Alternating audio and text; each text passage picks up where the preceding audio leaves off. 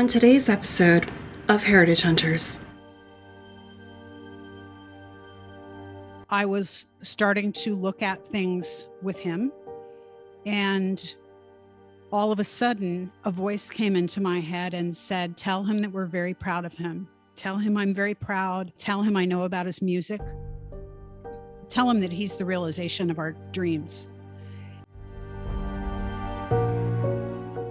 Quakers owned slaves until the late 1700s, when they finally got together in Philadelphia and decided they weren't going to do that anymore.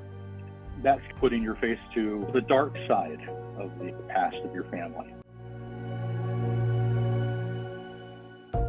It's really bringing that stuff to light, because a lot of this stuff has been buried in like the newspapers and files at the library, and until somebody goes digging for it, it's just forgotten. I really like to bring Southern stories back to life. People, when they hear the word witch or witchcraft, they think of the Salem witch trials. I don't think many people realize that there was actually a witch trial here in Pennsylvania. Hi, I'm Barbara. And I'm Hope, and we are the Heritage Hunters. Each month, we will bring you real stories from real people researching their genealogy and family history to inspire you on your genealogical journey.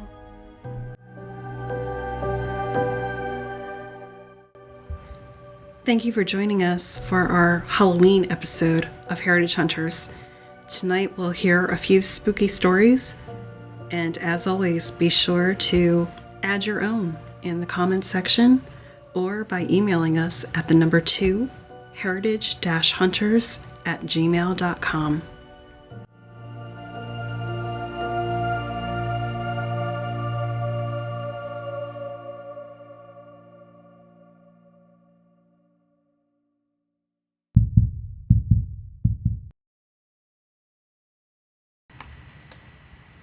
Joining us is Carolynn Lochlain from the Paper to People podcast.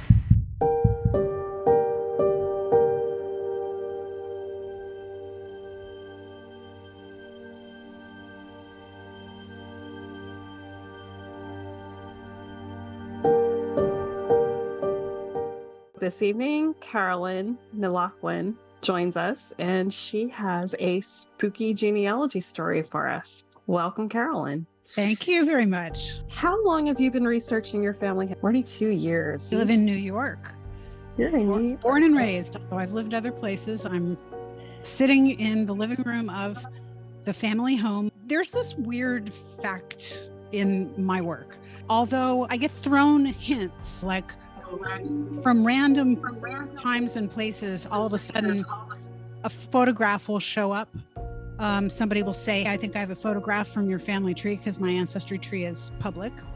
And they said, I think this is your great-grandfather. I was like, yes, actually it is. And they scanned it and then sent it to me. It's a good thing that they sent it after they scanned it, because it got broken in the mail. It's this wonderful picture. And it started me on the path of all kinds of research on him.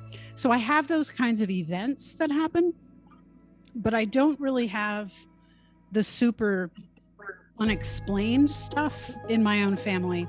I do something that I call reparational genealogy. I personally don't have the funds to provide a scholarship or to do a lot of other things that I would like to do in the way of reparations, but I can use the skills that I have to build competent online trees for people to get them started if they are descendants of enslaved persons or free persons of color. So periodically, I'll just work a lot on one tree, and then I'll just switch over to another for a little while. I get these impulses where it's like, okay, I need to go back to that tree that I haven't touched in a year and look at this. It's not even that the person for whom the tree is being made has given me the impulse. It is that somehow it just comes up. A name will come up and I will remember these names. And so it'll be like, oh, I really need to go look at the Whitneys. Okay, let me go back to that tree. And I do end up finding more stuff. But what happened in this one particular instance, and it has happened before and since, is I was in this room, in my living room at my desk, and I was working. I was messaging on Facebook with a woman for whom I'm doing some tree work. As I was working in the records, I was just asking her a couple of questions to make sure that I was going in the right direction. All of a sudden, there was a consciousness of three women, standing over to my right. It looked like if you made like a Jell-O mold out of hot glue. That's what it looked like in the corner of my eye. But then in my mind's eye, I started to get clearer features. So I'm messaging her this, and I'm saying, there are three women in the room with me. Two of them are really clear. One's not. She's smaller, and I can't identify her. But this other one I think is so-and this one is such and such. And these were women who were enslaved and living in the post-slavery era of Reconstruction. She said, what are they wearing? And I said, they're wearing full-length cotton dresses. 2 out of 3 of them, I can tell that they're wearing aprons. She said, are they wearing headscarves? And I said, yes, one of them is checked and the other one isn't. She was just, oh my gosh, oh my gosh, oh my gosh. So we were having conversation around this, and all of a sudden, as these 3 women were in the room with me, I started being able to find all these records and these cousins and their spouses and their descendants and stuff like that. And the tree was fleshing out really fast. I do these kind of quick and dirty trees. I don't go to archives to work on people's trees physically. I just do these online trees and then say, okay, here's your homework.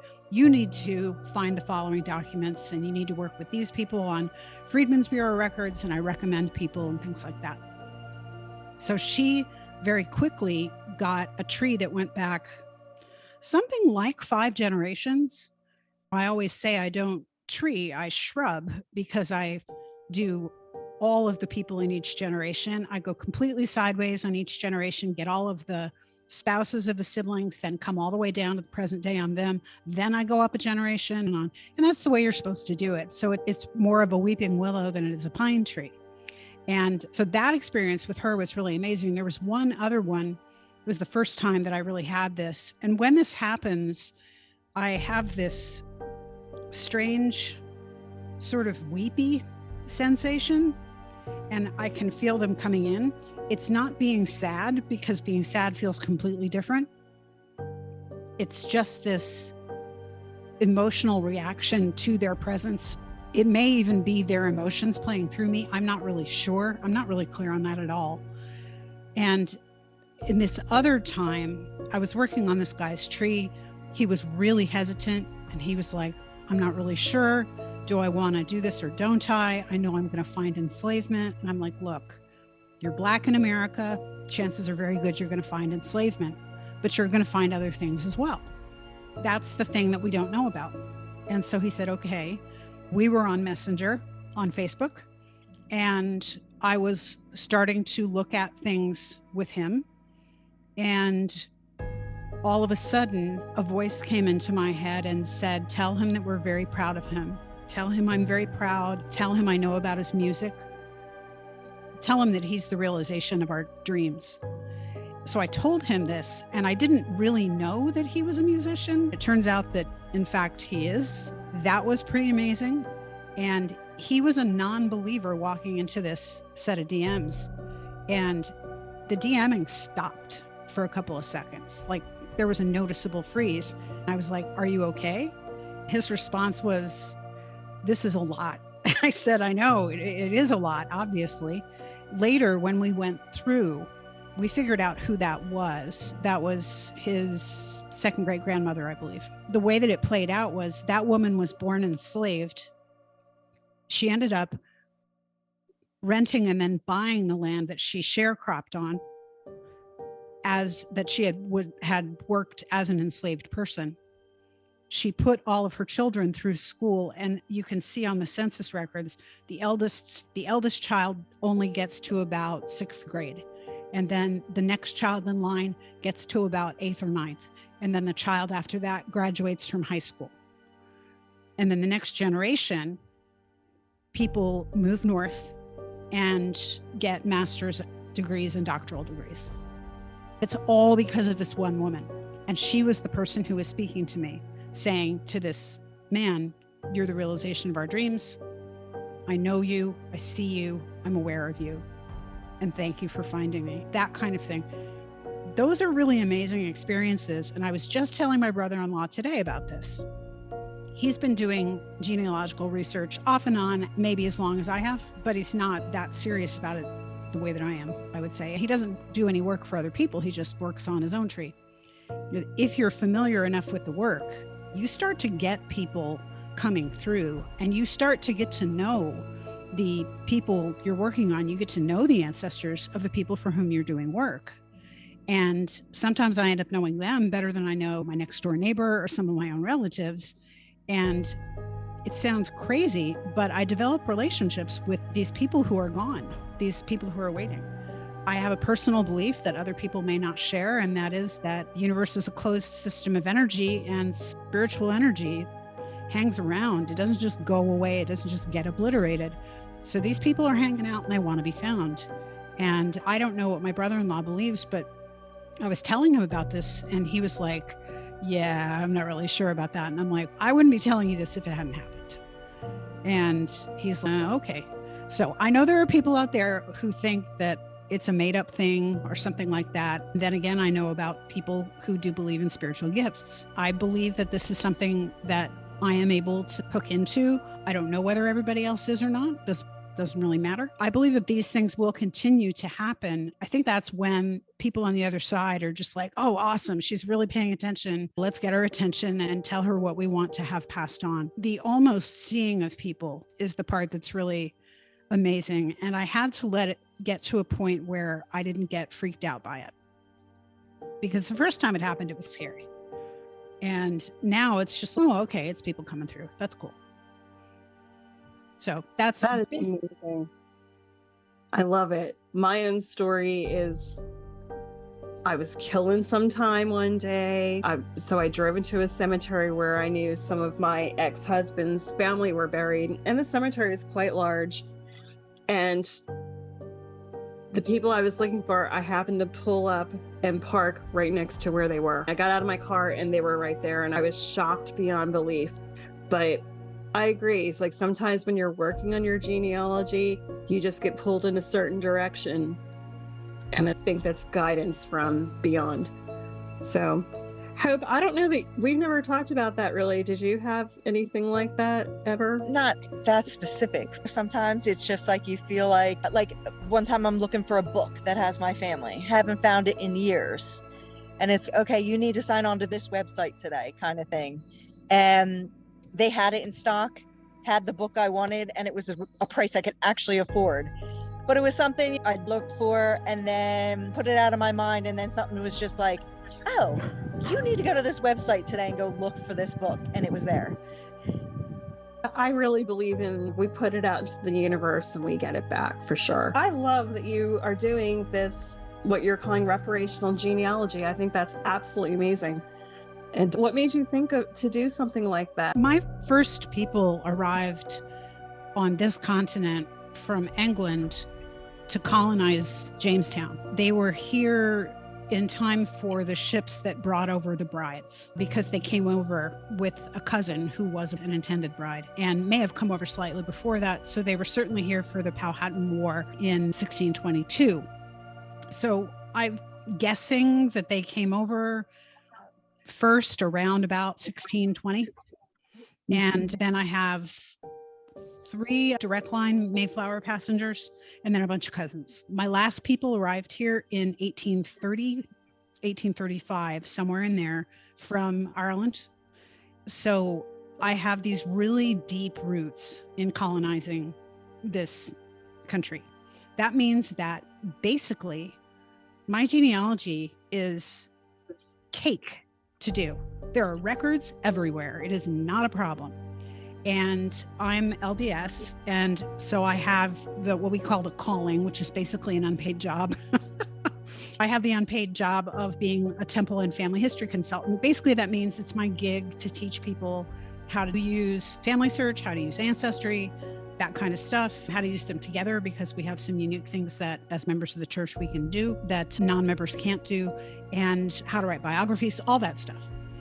And I realized when I came back out to New York in 2014, having lived in the Midwest, which was all white, I came back out here and my ward was half Latin American.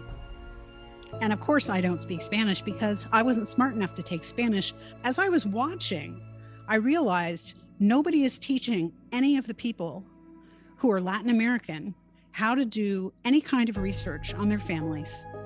And yet the requirement of do your work and go to the temple and do all the things that we do as members of the church was constantly being banged into people's heads. How do you do that? How do you bang into people's heads that they need to be doing A, but the thing that enables A, you completely ignore? Well, that got me mad. And when I get mad, I do something. So I just realized this has to change. I talked to the bishop and I said, can we have a bilingual class? And he said, sure. So-and-so has volunteered to translate. And it was the first time anybody taught anybody in the room. There were 20 people clustered around me. And I was teaching through this guy. And they were just so grateful. I went home and I was looking at my tree and I was like, anybody who my family enslaved, they don't necessarily have much of anything in the way of record. They need things like wills and inventories and stuff like that in order to be able to put things together, along with census records and whatever else, birth, marriage, divorce, all that stuff. And when I realized that I was so highly privileged because of being 100% Northern and Western European, I got mad again. And I realized that the thing to do is to find out how to rectify this and to create social justice within the realm of genealogy. So I just started talking to people about it and started doing work. And I worked on a friend's tree. He's also a cousin through an enslaver here in Huntington, in the town that I come from.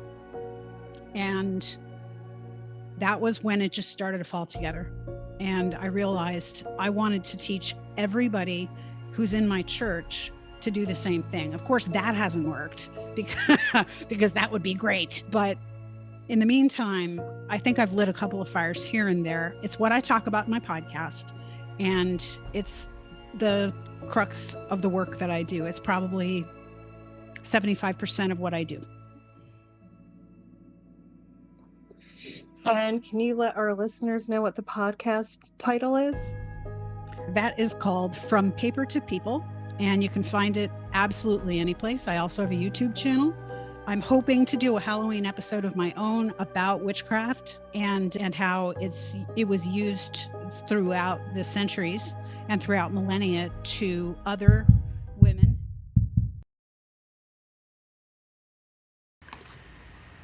Next, we'll hear from John Brantley from the Curious History YouTube channel.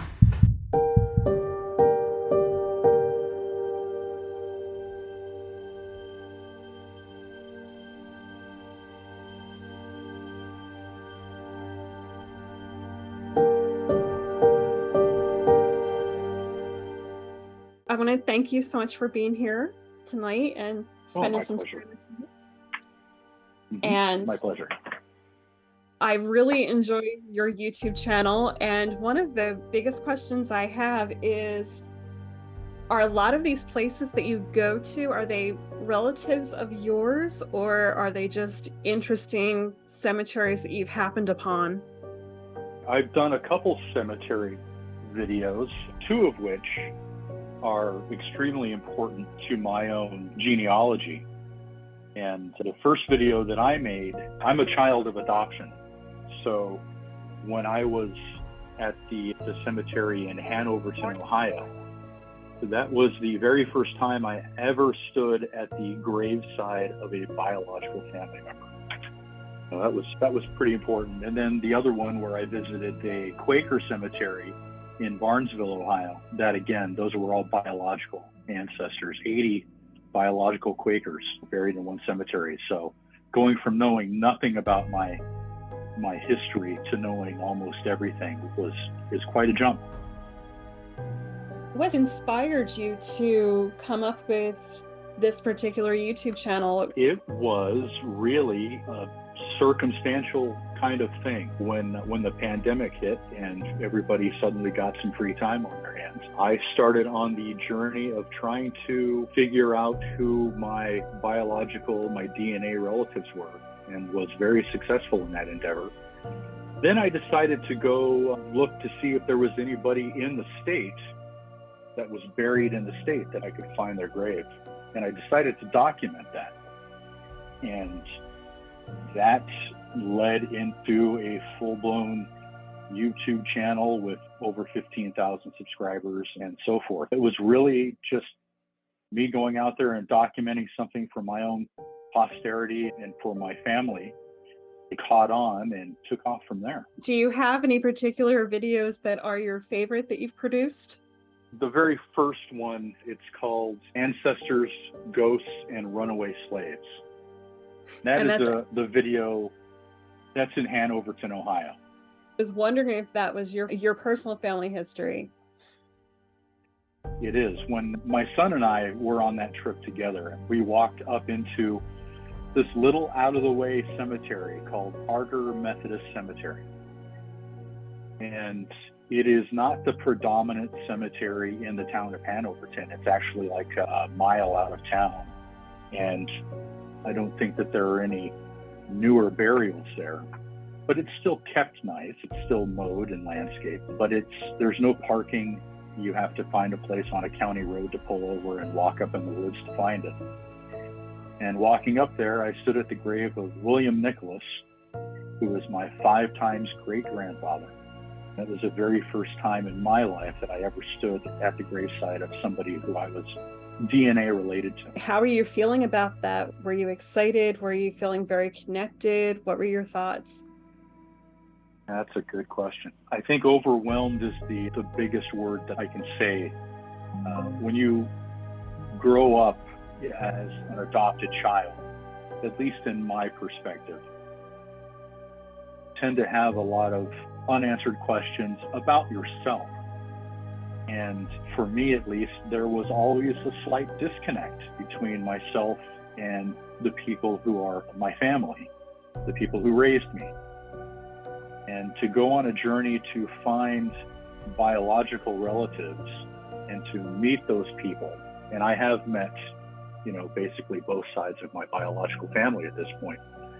But to go that route and start looking back on the history of my blood relatives and who they are and what they did and what made them tick and what brought them to America, all of that, going from nothing to that, is a very overwhelming feeling. I got a chance to stand there at the grave for a while, just myself.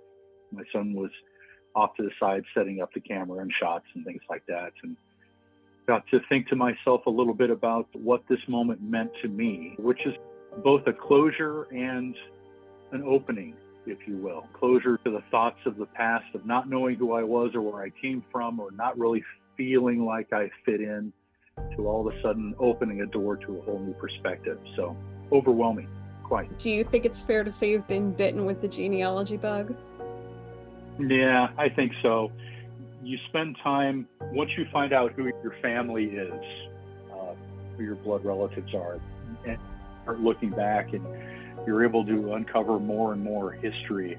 It's exciting to go through that process of calling family members who have documents, to going on to Ancestry.com, to doing a 23andMe DNA. It's exciting to go through that whole process. And again, to go from not knowing anything to all of a sudden tracing one of your bloodlines back to William Longsword. I mean, it doesn't get any more surreal than that for me. Then to take a look at the historical aspects of things too. You start to uncover the good and the bad in everything. When I was looking at William Nicholas, for instance, in the first video, he was a Revolutionary War soldier and made his life. He and his father and that whole part of the family immigrated to the United States and landed in Bucks County, PA, and William fought for the American side and served under General George Washington in White Plains, New York. That kind of stuff is stuff that really hits home to you, the patriotic side. And then you take a look at the Quaker side, which is the other video, which is 80 Quakers buried, 8 biological relatives buried in a Quaker cemetery. And you think Quakers, pacifists, there's nothing bad really in their history. And then you find out that Quakers, as were many, if not most people in the early United States time, were also slave owners. The Quakers owned slaves until the late 1700s when they finally got together in Philadelphia and decided they weren't going to do that anymore. That's putting your face to the dark side of the past of your family. Then you can go back generations from there and see heartache and hardship all throughout Europe. But again, when you start uncovering those things, those little tidbits, and you keep following that path down the road, it's quite an amazing thing. Where in Bucks County was your ancestor located? Because we're in Bucks County. I don't have that quite down yet. The records that I have basically just say Bucks County. I haven't been able to pinpoint. William Nicholas was born in 1758 in Bensalem, Bucks County, Pennsylvania. And that is that is the my next 5 times great grandfather. A plan of mine is to head over to Bucks County at some point in time and see if there's anything to see. William Nicholas, his father was also named William Nicholas. He was born in England in 1721, I don't know where. And it says that he died after 1790 in Bucks County. And I'm going to assume, because I don't have any other way to go at this point, I'm going to assume that he is probably in that cemetery in Bensalem. So that's who I would be looking for, is William Nicholas sometime after 1790 is his death date. So you've been doing this only since the pandemic? Yes, I have. So as far as actively searching, everything just fell in my lap as far as that goes. But when I was born, I was put up for adoption through a private doctor, not through an adoption agency, which was not out of the ordinary for the late 1960s. And my adopted mother had some documents that had my biological mother's name and her place of residence where she was living when I was born. I have some relatives in Southern California that found those documents, went to the house, knocked on the door, found my biological aunt, and it all just happened from there. This was the early 1990s. And I was able to get on a plane in 1991 and fly to San Diego and spend Christmas with my biological mother and met my half biological siblings and really called it good from there. Then I took a DNA test on 23andMe because we wanted to know any of the health aspects that were related to my DNA. I found my biological half-brother on my father's side that way, and it opened that door too. That was in 2015, when all of those doors kicked themselves open, because there was really nothing I was doing on my own. It became obvious that I needed to sit down and try and fill the void in myself by getting answers to who these people are and where they came from. That's when I really began to actively search, but it wasn't until the pandemic that I decided now's a good time, because my job was on. Now would be a good time for me to see if there's anybody in Ohio that I am biologically related to that might be buried, and found a couple and headed down south to Hanoverton and found the first one.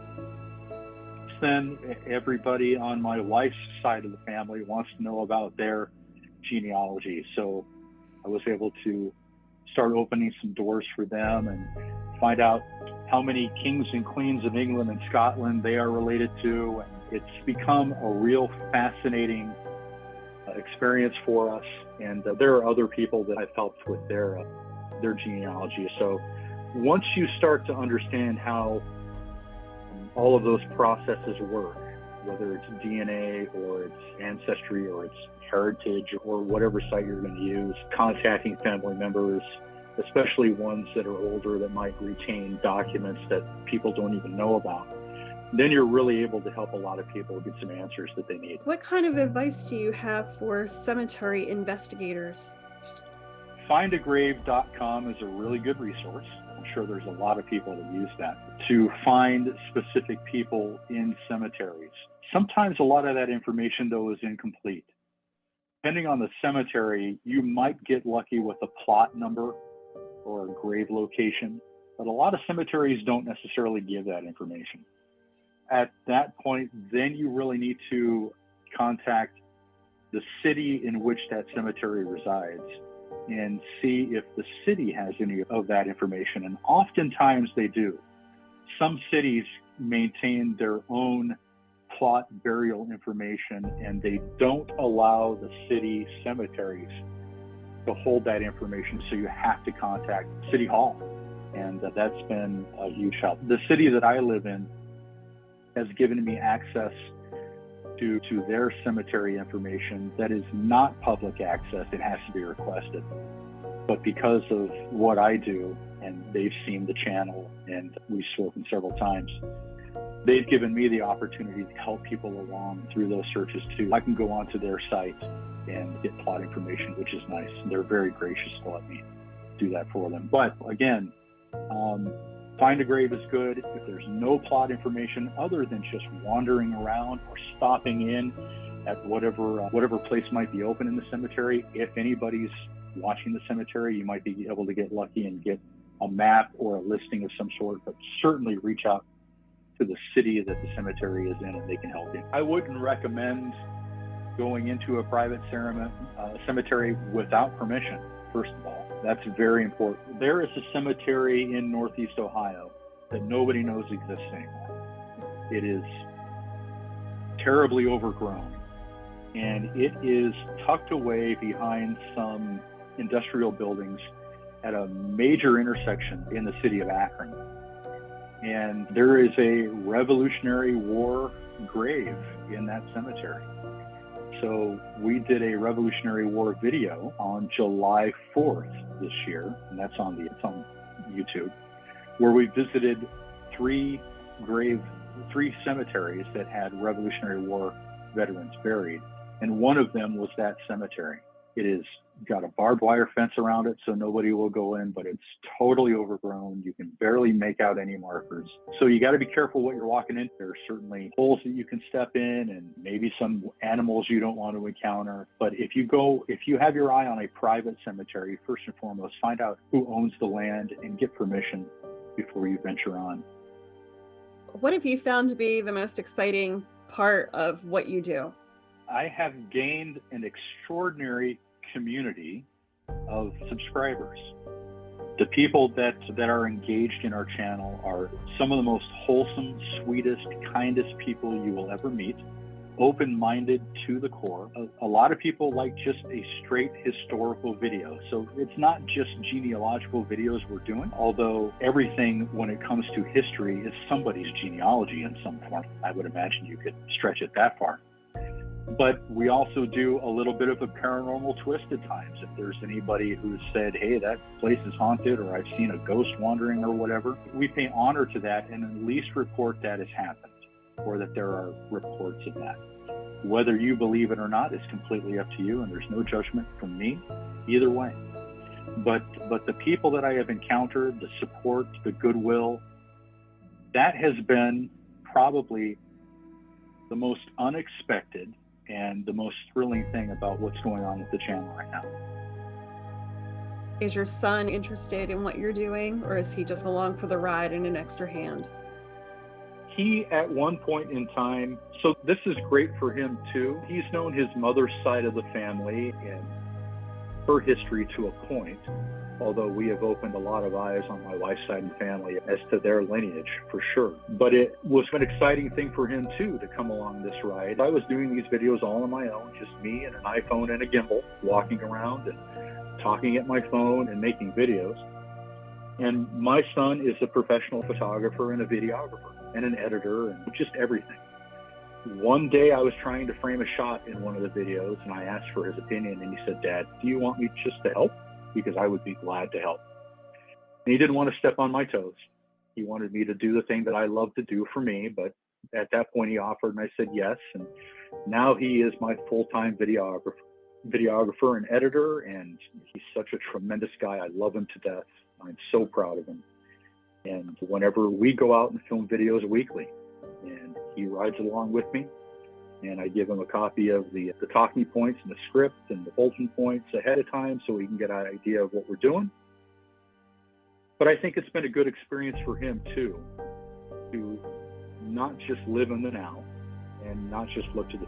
You need to know about the past and what has happened in order to carve your way into the future without making the mistakes that happened in the past. He's very keen on that. So we have enjoyed a great time together doing this, and I think the world of my son. He's a fantastic human being. What would be the best project you could ever do? I have to get to Gettysburg. We visited Gettysburg in 2006. We were on our way back from Ocean City, Maryland, on a family vacation, and we stopped in Breezewood to spend the night. And Gettysburg is just an hour away. I am a Civil War history buff.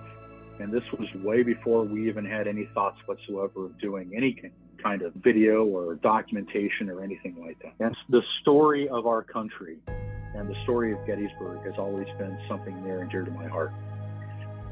Gettysburg has been way overdone by a whole lot of people, some good, some not so good.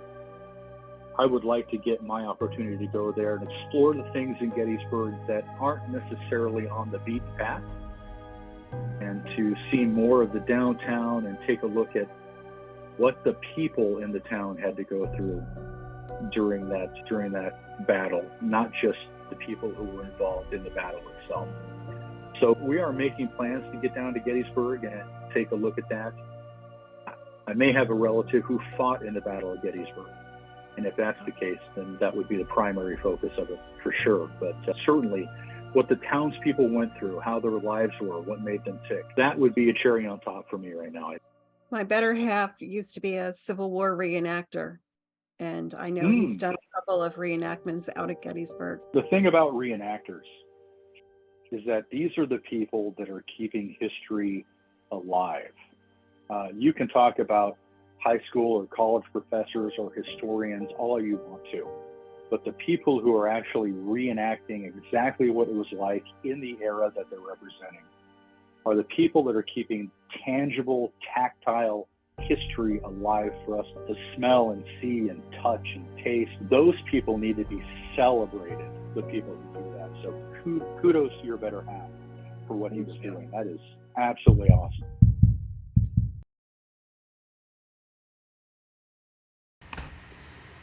Joining us is Joy Neighbors, the author of Wicked Greenville.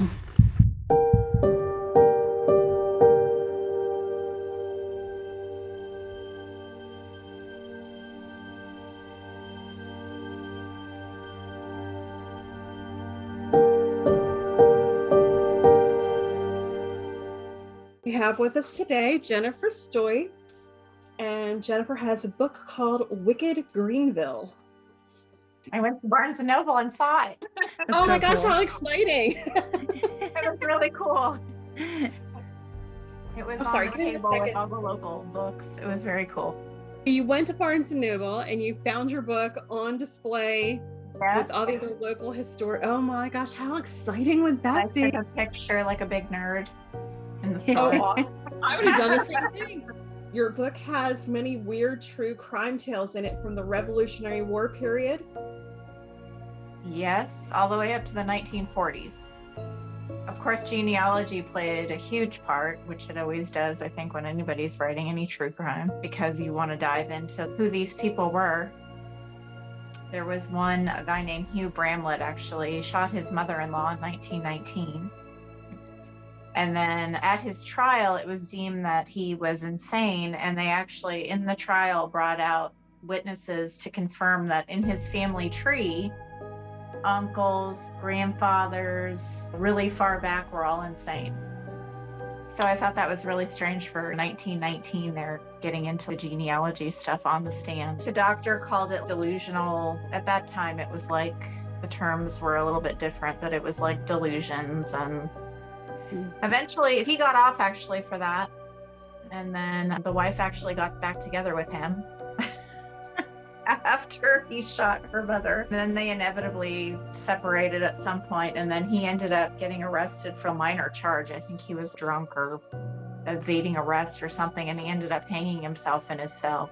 at the Greenville jail. That was a wild ride. And then there's an area called Dark Corner, which is famous for bootlegging and making moonshine during the time of Prohibition. It was interesting to look into those families and find out that pretty much they were all related somehow.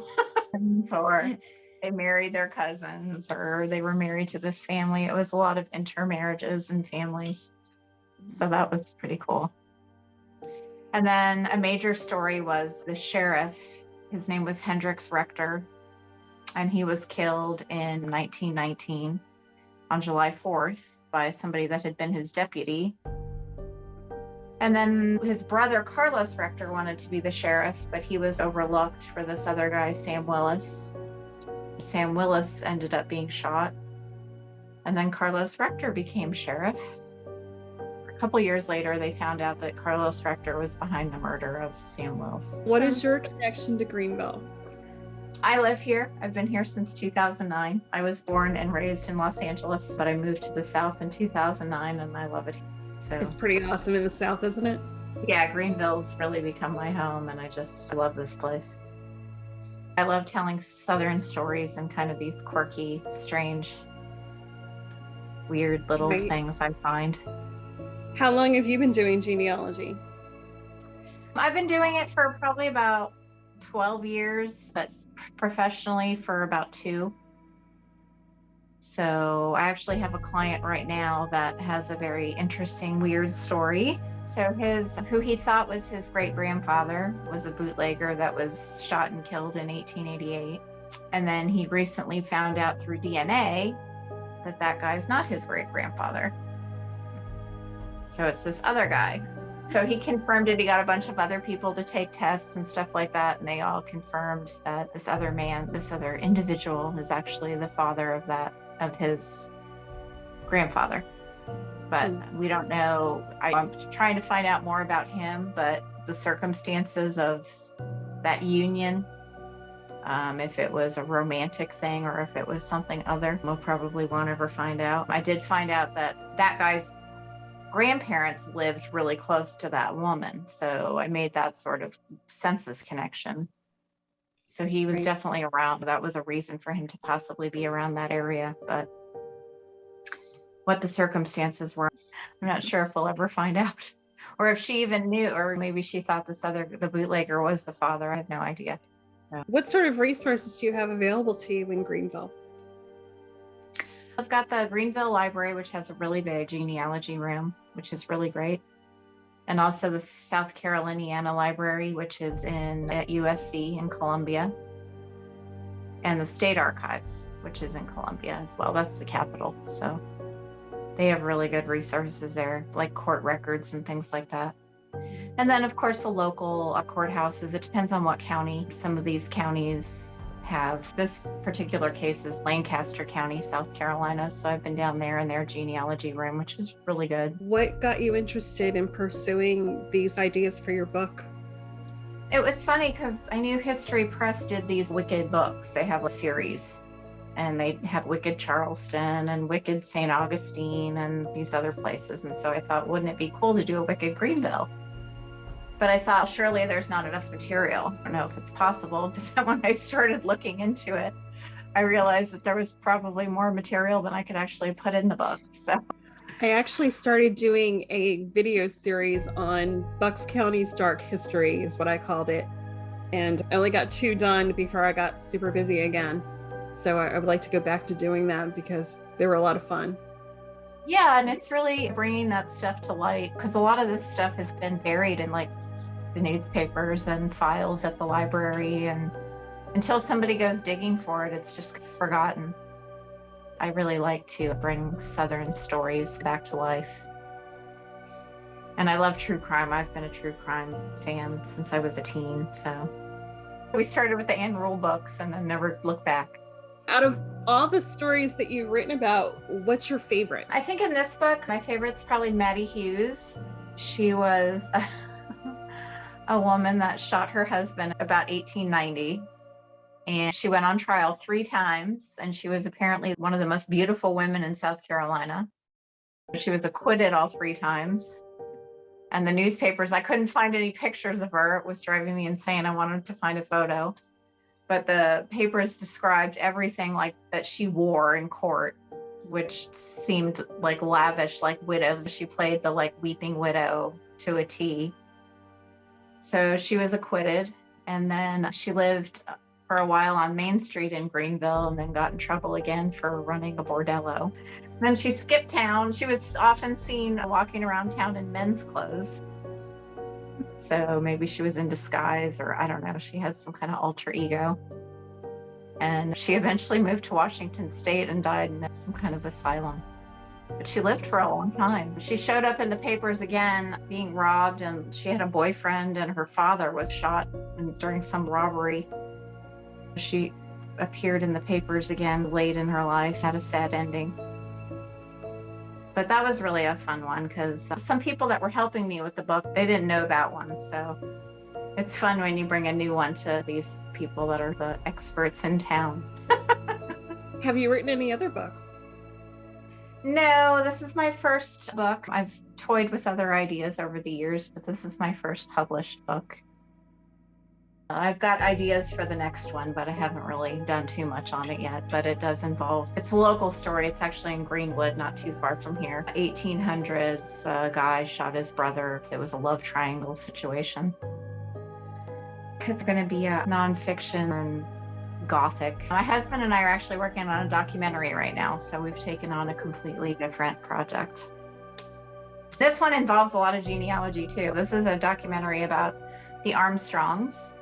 They were an African-American family of magicians that toured around the South in the early 1900s during the Jim Crow era.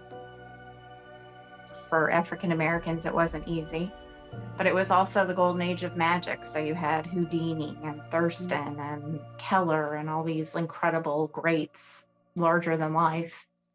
This family was just as talented as these greats. And they were relegated to performing in Black schools and universities and churches and doing that circuit. There is some stuff available about them, but a lot of it is misinformation. We've actually going to correct a lot of that. So I've actually got a couple of prominent African-American magicians that are working today that are helping me, and a couple historians and people that have some of their props and scrapbooks. One of their scrapbooks is at South Carolina Library. It's their family papers. It's been interesting because African-American genealogy at that time is very difficult. John Hartford Armstrong, the father, his father was white and his mother was Black. He would have been probably the first born free because she would have been born in about 1850.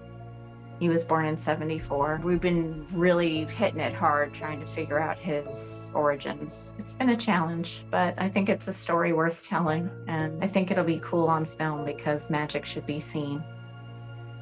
Have you networked with production companies, like that kind of thing? We're pretty much doing it independently. My husband's a photographer, so he's doing all the cinematography. We're doing all the grant applications and all that stuff. And we've got fiscal sponsorship, and we're calling all the local foundations and stuff and trying to raise funds. And then we went to Arkansas in May because this guy, Michael Claxton, he's a professor at Harding University, and he actually is a big magic collector.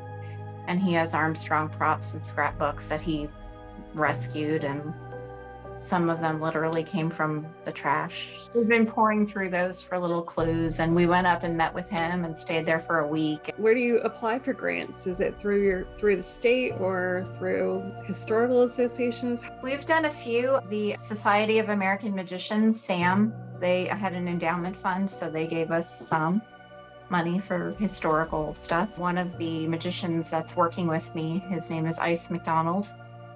He was the former president of the International Magicians Bureau. He's working on getting money from their endowment fund, and then he's also involved with the Magic Castle in LA. So we're going to hit them up. Every other filmmaker is applying for the same thing, but we've also tried more local outreach. They actually lived in Spartanburg. The Armstrongs did, which is like 30 minutes for me. That's why I was drawn to this story too. So it's the Spartanburg County Foundation. They seem pretty keen to give us some money. We did their whole process and we're waiting to hear back. South Carolina Humanities, we've talked to them. And then I'm going to try and talk to Pepsi because they're born in the Carolinas and get some sponsorships. The majority of it is going to be archival material and all the licensing that goes with that. There's a little bit of travel involved, but we've got a magician that's actually coming down from Philadelphia. Randy Shine is his name. And he's going to recreate some of the Armstrong tricks. You just got to keep doing it and be positive and don't give up. And it's amazing that I'm still pinching myself that I managed to get this book done. I love that you're bringing to life everything in your little town and sharing the experiences so everybody else can enjoy it too. Yes, weirdgenealogy.com. I love it. And then the website for the documentary is magicalarmstrongs.com. Do you have a GoFundMe or a Patreon for your project? Not yet. We had a little crowdfunding thing. We will be doing another one. It's okay. We have a fiscal sponsor. It's from the Heart Productions, so we can take donations from them. They're our fiscal sponsor and they support films that they feel contribute to society. So we're very blessed to be part of that family. We'll be doing some crowdfunding as we get closer to, hopefully, I want to cut another trailer with some of the interview clips and some footage that we're shooting, some of the local footage and stuff like that. Once that's done, we'll have something to show for people to do some more crowdfunding.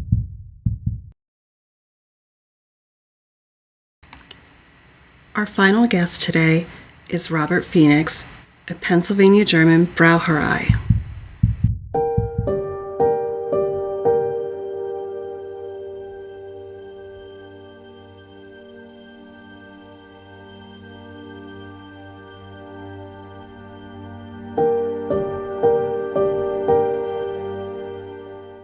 Hi, my name is Robert Phoenix, and I'm a practitioner of Pennsylvania German Braucherei.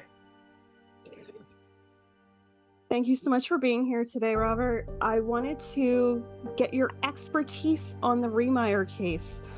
People, when they hear the word witch or witchcraft, they think of the Salem witch trials.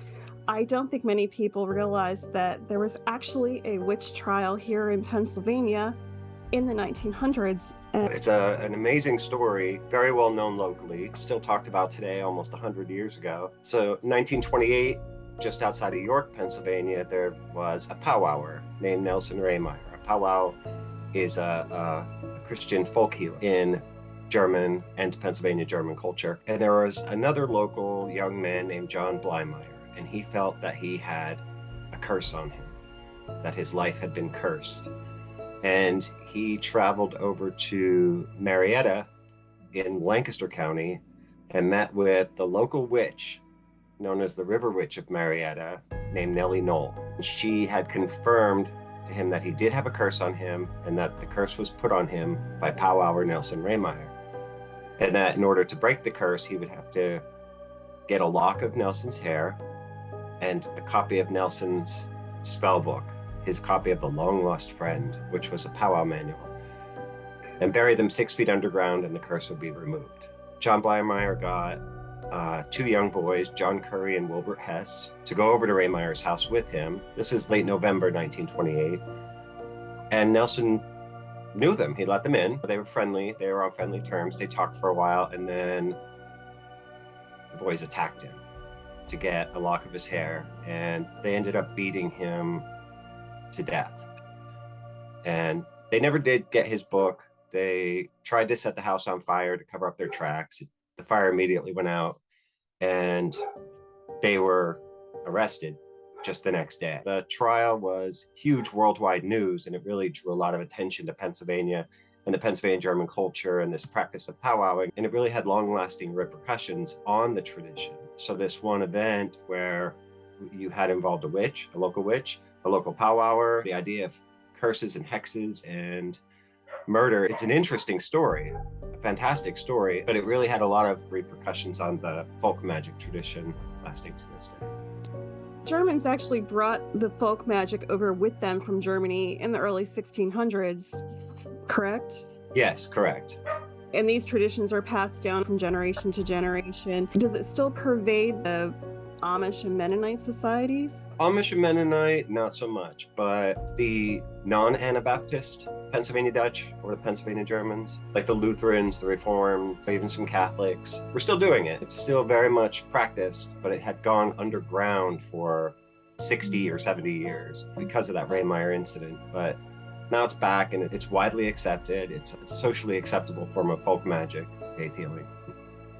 Are there any descendants from those people that are still living today? Yeah, there sure are. So Nelson's grandson still owns the house. And then John Blymeyer, the guy who led the boys over there to commit the murder, his great nephew is still alive. He's a young guy in his 30s, lives locally. So there are still descendants of the family. And Rehmeyers were a huge family. There were just tons of Rehmeyers. So there's still descendants all over this area. Do you personally know any of them? I know Wes Blymeyer, and I've met and talked with Ricky Ebaugh, who is the descendant of Nelson Rehmeyer. A lot of us worked together about 10 years ago on a documentary about the whole incident called Hex Hollow.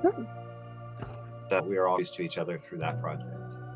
But I highly recommend that, Hex Hollow. It's called Hex Hollow, Witchcraft and Murder in Pennsylvania. It's a fantastic documentary.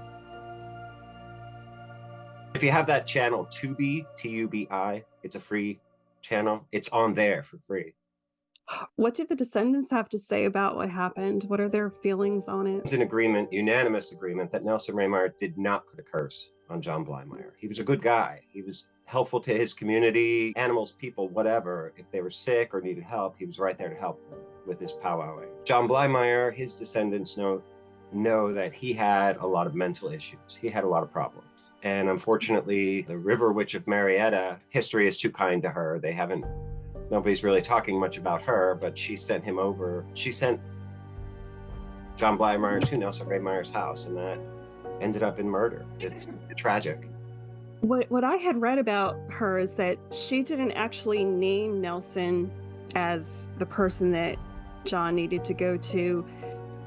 Apparently, she laid a bill in his hand and said when she took the bill away, he would see the face of the person who put the curse on him. And John Blymeyer believed he saw Nelson's face, and then she said, go over there and get a lock of his hair and his spell book and bury it 6 feet under. It was all bad all around. Nothing good was going to come out of that.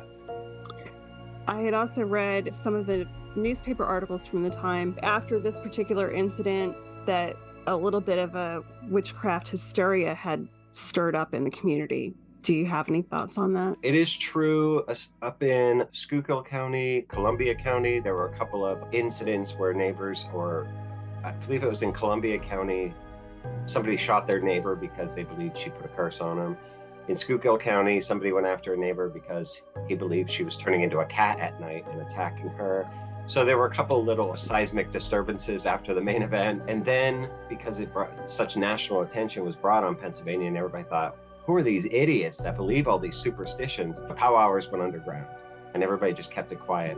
And now you still have people who say, I know my great-grandfather was a powwower, but we're not allowed to talk about it in my family. That's what we're dealing with today as a result of that Nelson Rehmeyer murder. It's amazing it still has repercussions 100 years later. What happened to the gang after they were released from prison? Because I know they didn't do a very long time. No, they didn't. John Curry, I think he was the youngest one. And I might be getting this wrong, but I believe he became an artist and went into the military and really became something like a little bit of a war hero and just became an all-around good person. Wilbur Hess, he worked for some locals on their farms and such. They were good guys. They were misled as young boys, but they served their time in jail for what they did. They went on to make decent lives for themselves. John Blymeyer got released, and his family was in agreement he would do it again. I'm not sure how his life ended. I believe he died in the early 70s. I'm not sure, though. I don't think he ever got himself together. If you had to take a guess, what would you say ailed John Blymeyer? I would say if he were a 22-year-old man today, he would probably be on the spectrum, and he would probably be schizophrenic or paranoid schizophrenic. That would be my guess based on what little we know of him, but he spent time in an institution. They didn't have the same diagnosis back then that the same understanding that we do. So I would say he was somebody who needed help intervention at an early point in his life, and he just didn't get it. What do you attribute to the house not burning when they set it on fire? Probably just incompetence. Some people think God intervened. Some people think his powers protected him. Likely they were just in a panic because they didn't intend to kill him. And they're just like, crap, set it on fire, run, let's get out of here. That kind of situation. I'm thinking an incompetence. And you said the house is still standing. Yes, it is. Now, the owner, the grandson, he doesn't want anybody there. People drive around, they think it's haunted, they see ghosts and devil dogs and everything else. I think that's all nonsense. I think he just wants to be left alone, quit lurking around the house. He has it all boarded up, he has cameras there. He doesn't want us there. Can you blame him? I still go there though, every once in a while.